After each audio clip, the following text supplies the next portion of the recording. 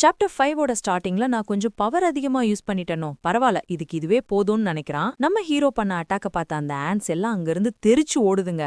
ஓடுனா மட்டும் விட்டுருவேனான்னு நம்ம பீட்டில் பை பிள்ளைங்க அந்த ஆண்ட்ஸை துரத்தி துரத்தி ஒரு வழி ஆக்குது. அப்புறம் ஒரு வழியா சண்டை முடிஞ்சதும் நம்ம ஹீரோ. பட் ஆனா அந்த பீட்டில் குவீன் இன்னமும் அந்த ஆண்டனஸ்குள்ள மாட்டிக்கிட்டு தான் இருக்கும்னு யோசிக்கும் போதே பீட்டில்ஸ் எல்லாம் அதுங்களோட குவீனை ஒரு ஸ்ட்ரக்சர்ல சேஃபா ரெஸ்கியூ பண்ணி வெளியே கூட்டிட்டு வருதுங்க. நம்ம ஹீரோ உங்களுக்கு ஸ்ட்ரக்சர்லாம் எங்க இருந்துடா கிடைச்சதுன்னு ஷாக் ஆகுறான். அப்புறம் அந்த பீட்டில் குவீனும் ஸ்ட்ரக்சர்ல இருந்து எந்திரிச்சு வந்து நம்ம ஹீரோக்கு தேங்க்ஸ் சொல்லுது. உன்னோட பாடியை நீ ரொம்ப ஸ்ட்ரெயின் பண்ணிக்காத, போய் ரெஸ்டெட்னு சொல்றான். அப்ப சிஸ்டம் விண்டோ ஓபன் ஆகி அந்த பீட்டில் குவீன் உங்க கூட அலையன்ஸ் வச்சுக்க விருப்பப்படுது. நீங்க இதை அக்செப்ட் பண்ணீங்கன்னா அந்த பீட்டில் படைக்கு ஸ்பான்சரா மாதிரி நிறைய ஐட்டம்ஸ் உங்களுக்கு ரிவார்டா கிடைக்கும். அது மட்டும் இல்லாம நீங்க அதுங்களோட ரெக்வெஸ்டையும் ஃபுல்ஃபில் பண்ற மாதிரி இருக்கும். நம்ம ஹீரோ கொஞ்சம் கூட யோசிக்காம இதுல என்ன இருக்கு, நம்ம ஒருத்தருக்கு ஒருத்தர் மாறி மாறி ஹெல்ப் பண்ணிக்கலாம்னு அந்த டீல் அக்செப்ட் பண்றான். அப்ப நம்ம ஹீரோ முன்னாடி பீட்டில் ஜெனரல் வந்து நிக்குது. நம்ம ஹீரோ அதை பார்த்துட்டு இருக்கும் போதே அது பீட்டில் வாரியரா இவால்வ் ஆகுது. ஓ, இது இவால்வ் ஆயிடுச்சா, இப்ப பாக்குறதுக்கு பீட்டில் ஜெனரல் மாதிரி இருக்கு. நம்ம ஹீரோ எனக்கு அதிகமாலாம் வேண்டான்னு சொல்லியும் அதுங்க எக்கச்சக்கமான ஸ்டோன்ஸ் எடுத்துக்கிட்டு வந்து கொடுக்குதுங்க. நம்ம ஹீரோ எனக்கு 10 எசன்ஸ் ஸ்டோனும் கொஞ்சமா மானா ஸ்டோனும் கிடைச்சாலே போதும்னு நினைச்சேன். அது மட்டும் இல்லாம இந்த பீட்டில் ஜெனரல் வேற என்கிட்ட ஒரு 2 சீட்ஸை கொடுத்துருக்கு. இது என்னவா இருக்கும்னு நம்ம ஹீரோ செக் பண்ணி பாக்குறான். அதுல ஒன்னு கிரேப் சீடு, இன்னொன்னு ட்ரீ ஃப்ரூட் சீடு. ஆனா நம்ம ஹீரோக்கு ட்ரீ ஃப்ரூட் சீடுனா என்னன்னே தெரியல. சரி விடு, இதை கொண்டு போய் ஃபார்ம் பண்ணி க்ரோ பண்ணாலே என்னன்னு தெரிஞ்சிரும். அடுத்துதான் நம்ம ஹீரோ இங்க ஒரு கேபின் கட்னா நல்லா இருக்குமேன்னு யோசிக்கிறான். அப்படியே கட் பண்ணி அடுத்த நாள் ஒரு டஞ்சனை காமிக்கிறாங்க. அதுக்குள்ள வந்த ஹண்டர்ஸ் எல்லாரும் இந்த டெவில் லேண்ட் டஞ்சனை வச்சு நிறைய பணம் சம்பாதிக்கலாம்னு பிளான் போடுறானுங்க. ஆனா அவங்களுக்கு ட்விஸ்ட் கொடுக்கற மாதிரி குவெஸ்ட் ஆல்ரெடி கிளியர்டுன்னு சிஸ்டம் விண்டோல வருது. ஆனா டஞ்சனே இப்பதானே ஓபன் ஆச்சு, அதுக்குள்ள எப்படி குவெஸ்ட முடிச்சிருப்பாங்க, யாருமே தான் வரலையேன்னு அந்த டெவில் லேண்ட் நெஸ்ட போய் பார்த்தா அங்க ஃபுல்லா எம்டியா இருக்கு. அப்ப அந்த டீம்ல இருக்கிற ப்ளூமண்ட ஒருவேளை வேற ரீஜன்ல இருக்கிறவங்க இந்த டஞ்சனை கிளியர் பண்ணிருப்பாங்களோன்னு கேக்குறான். அதுக்கு அந்த டீம் லீடர், ஒரு டைம் கிளியர் பண்ண டஞ்சன் எப்படிரா 2வது டைம் அப்பியர் ஆகும், முட்டாள்தனமான பேச்சை நிப்பாத்திட்டு ஏதாச்சும் க்ளூ தடயம் கிடைக்குதான்னு போய் சர்ச் பண்ணுங்கடா. அவனுங்களும் போய் சர்ச் பண்ணி பார்த்துட்டு ஒரு எறும்பு கூட இல்ல பாஸ்ன்னு சொல்றானுங்க. அப்பதான் ப்ளூமண்ட, பாஸ் நான் ஒரு தடயத்தை கண்டுபிடிச்சிட்டேன், எங்கடான்னு கேட்டா, பாஸ் நம்ம அது மேலதான் நின்னுக்கிட்டு இருக்கோம், கொஞ்சம் கீழே பாருங்கன்னு ஷாக்லயே சொல்றான். என்னன்னு கீழே பார்த்தா அவனுங்க நின்னுக்கிட்டு இருந்த இடமே ஒரு ஜெயண்ட் பாமோட தடமா இருக்கு. இந்த ராட்சச கைத்தடத்தை பார்த்ததுமே அங்க இருக்க மொத்த ஹண்டர்ஸ் டீமுமே பயந்து நடுங்குறாங்க. அப்ப அந்த ஹண்டர்ஸ் டீமோட லீடர், டே முட்டாப்பையில இத முதல்லயே சொல்ல மாட்டியாடா, இது கண்டிப்பா ஒரு டிஸ்ட்ரக்ஷன் லெவல்ல இருக்கக்கூடிய மான்ஸ்டரா தான் இருக்கும். டெவில் ஆண்டையே மொத்தமா அழிச்ச இந்த மான்ஸ்டர் கூட எல்லாம் நம்மால சண்டை போட முடியாது,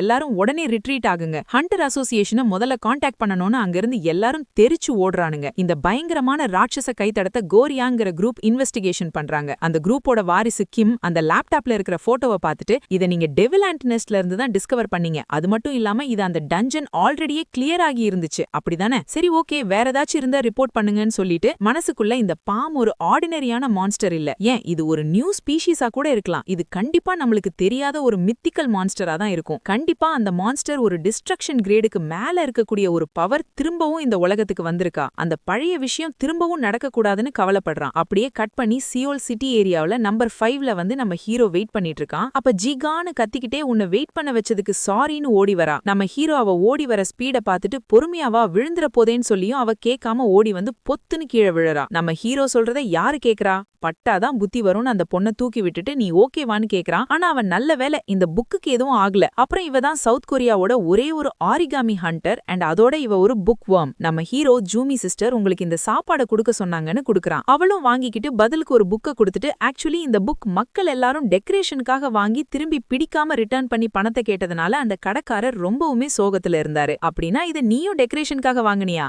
ஆமா இந்த புக் உன்னோட ஷாப்ல கொண்டு போய் வச்சினா பெர்ஃபெக்ட்டா இருக்கும். அப்ப நம்ம ஹீரோவோட சிஸ்டம்ல இருந்து இன்ஃபினிட் ஸ்பெல் புக் கிடைச்சதா நோட்டிபிகேஷன் வருது. ஆனா அதுல நீங்க ஸ்பெல்ஸை எழுதணும்னா அதுக்கு உங்களுக்கு தண்டர்பர்டோட ஃபெதரும் ஸ்பெஷலான இங்கும் தேவைப்படும். உண்மையிலேயே இது வெறும் டெக்கரேஷனுக்கு மட்டும்தான் உனக்கு கன்ஃபார்மா தெரியுமா, ஆக்சுவலி எனக்கு சரியா தெரியல, அந்த புக்ல யாராலையும் எதையும் எழுதவும் முடியல, அதனால அந்த புக்கை வெறும் டெக்கரேஷனுக்கு மட்டும்தான் யூஸ் பண்ணிட்டு ரிட்டர்ன் பண்ணாங்கன்னு சொன்னாங்க. ஏன் இந்த புக் உனக்கு பிடிக்கல, நம்ம ஹீரோ அப்படிலாம் இல்ல, நான் இதை கண்டிப்பா நல்லா யூஸ் பண்ணுவேன். அப்புறம் தனியா வந்து அந்த புக்ல ஏதாச்சும் எழுத முடியுமான்னு ட்ரை பண்ணி பாக்குறான். ஆனா சிஸ்டம் சொன்ன மாதிரியே தண்டர்பர்டோட ஃபெதரும் அந்த ஸ்பெஷல் இங்கும் இல்லாம நம்ம ஹீரோவால எதுவும் எழுத முடியலன்னு புரிஞ்சுக்கிறான். அப்போ திடீர்னு ஒரு சிஸ்டம் நோட்டிபிகேஷன் வருது. அந்த தண்டர்பர்ட பத்தி இருக்கிற டீடைல்ஸ பார்த்துட்டு, என்னது 25 மீட்டர் இருக்குமா, இதை எப்படி என்னால ஹண்ட் பண்ண முடியும்னு யோசிச்சு பார்த்துட்டு, இந்த புக் உண்மையிலேயே இப்ப எனக்கு டெக்கரேஷனா தான் மாறப்போகுதுன்னு வருத்தப்படுறான். நம்ம ஹீரோ அந்த புக்ல கைய வச்சதும் நைஸ் ஹேண்ட் ரைட்டிங்கிற ட்ரேட்டும் ஏன்ஷியன்ட் மேஜிக் ஸ்கில்லும் நம்ம ஹீரோவுக்கு கிடைச்சிருக்குன்னு நோட்டிபிகேஷன் வருது. நம்ம ஹீரோவும் அந்த ஸ்கில்ல டெஸ்ட் பண்றதுக்காக ஒரு பேப்பர்ல தண்டர்பர்ட பத்தி எழுதும்போது நைஸ் ஹேண்ட் ரைட்டிங் லெவல் 2க்கு லெவலப் ஆகுது. அப்புறம் அதை வச்சு நிறைய எக்ஸ்பெரிமெண்ட் பண்ணி பார்த்து 2 முக்கியமான விஷயத்தை கண்டுபிடிக்கிறான். ஒன்னு என்னதான் லெவல் அப் பண்ணாலும் அவனால அந்த இன்ஃபினிட் ஸ்பெல் புக்ல எதுவுமே எழுத முடியல. இன்னொன்னு அவனோட ஹேண்ட் ரைட்டிங் மட்டும் இம்ப்ரூவ் ஆயிருக்கு. அப்போ நம்ம ஹீரோவால ஒரு பயங்கரமான எனர்ஜியை ஃபீல் பண்றான். என்னன்னு போய் டோரை ஓபன் பண்ணி பார்த்தா அங்க ஒரு பிளாக் கலர்ல ஒரு கேட் அப்பியர் ஆயிருக்கு. இப்போ ஹீரோ முன்னாடி சிஸ்டம்ல டிஃபிகல்ட்டி ரேங்க் 0னும் டார்கெட் தண்டர்பர்டோட ஹெதர்னும் காமிக்குது. அதுவும் 1 hour தான் டைம் லிமிட்னு போட்டிருக்கு. ஆனா இந்த கேட் எப்படி என்னோட ஷாப்குள்ள வந்துச்சு? ஒருவேளை இந்த ஹேண்ட் ரைட்டிங் ஸ்கில்லோட எஃபெக்டா இருக்குமோ? சரி, எது எப்படியோ இது டிஃபிகல்ட்டி ரேங்க் 0ல தானே இருக்கு. சரி, உள்ள போயிட்டு வரலான்னு பிளான் பண்றான். நம்ம ஹீரோ அந்த கேட்டுக்குள்ள போய் அங்க இருக்கிற வாட்டர் ஃபால்ஸ் புல்வெளின்னு அந்த இடம் சொர்க்கம் மாதிரி இருக்கிறத பார்த்துட்டு இந்த மாதிரி ஒரு அழகான பிளேஸ்லயா அந்த தண்டர் பேர்டு இருக்குன்னு அவனுக்கே ஒரு டவுட் வருது. அப்ப அங்க ஒரு பயங்கரமான சவுண்ட் கேக்குது. என்னன்னு திரும்பி பார்த்தா நம்ம ஹீரோவோட தலைக்கு மேல ஒரு பில்டிங் சைஸ்ல இருக்கக்கூடிய அந்த தண்டர் பேர்டு வந்து கத்துது. நம்ம ஹீரோ இது என்னடா இத்த தண்டி இருக்கு, இதை எப்படி என்னால ஹண்ட் பண்ண முடியும்னு முழிக்கிறான். அப்ப அந்த தண்டர் பேர்டு நம்ம ஹீரோவை அட்டாக் பண்ண போகுதுன்னு பார்த்தா அதான் கிடையாது. அது அதோட ஃபெதர்ஸை கீழே கொட்டிட்டு இதை நல்லா யூஸ் பண்ணிக்கோன்னு பறந்து போயிடுது. நம்ம ஹீரோ ஒரு பெரிய ஷாக்கு. இது இவ்ளோ ஈஸியா கிடைக்கும்னு கிடைச்சிருச்சுன்னு நம்ம ஹீரோவால நம்பவே முடியல. அந்த நேரத்துல நம்ம பீட்டில் பைப்புள்ளையும் ஹீரோக்கு தேவையான அந்த இங்கை ரெடி பண்ணி எடுத்துக்கிட்டு வந்துருச்சு. அந்த பீட்டில் கொண்டு வந்த மேஜிக் இங்கையும் வாங்கிட்டு ஒரு வழியா அந்த இன்ஃபினிட் ஸ்பெல் புக்குக்கு தேவையான ப்ரிப்பரேஷன் எல்லாத்தையும் முடிச்சுட்டு நம்ம இந்த புக்ல என்ன மாதிரியான சீக்ரெட் ஸ்பெல் ஒளிஞ்சிருக்குன்னு அந்த ஃபெதரை வச்சு எழுத ஸ்டார்ட் பண்றான். அடுத்த செகண்டே நம்ம ஹீரோவை சுத்தியும் அந்த மரத்தை சுத்தியும் கோல்டன் கலர்ல இருக்கக்கூடிய மேஜிக் வேர்ட்ஸ் சுத்திக்கிட்டு இருக்கு. அப்ப அந்த மரத்துல எழுதியிருக்க மேஜிக் வேர்ட்ஸை பார்த்து நம்ம ஹீரோ ஷாக் ஆகுறான். ஏன்னா அது ஒரு சாதாரண ஸ்பெல்லோட வேர்ட் இல்ல, அது ஒரு ருயின் வேர்ட். நமக்கு ருயின் வேர்ட்னா என்னன்னு சொல்றாங்க. ஒரு காலத்துல ஏன்ஷியன்ட் ட்ரைப்னு சொல்லப்படுற ஒரு ட்ரைபுக்கு வேர்ல்டு ட்ரீயே டைரக்டா ஒரு 4 வகையான மேஜிக் ஸ்பெல்ஸை கத்து கொடுத்துச்சு.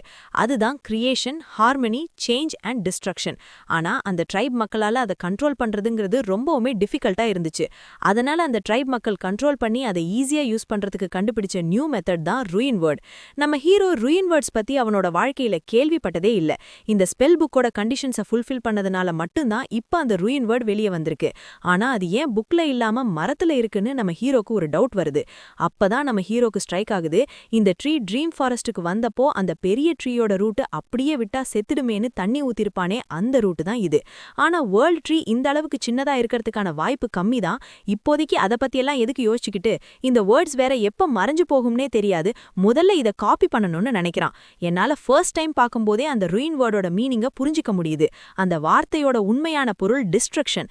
எல்லாத்தையும் எரிச்சு சாம்பலாக்குற ஒரு பயங்கரமான ஃபயர் பவர். இதோட சாப்டர் 6 முடியுது கைஸ். நெக்ஸ்ட் வீடியோல பார்க்கலாம்.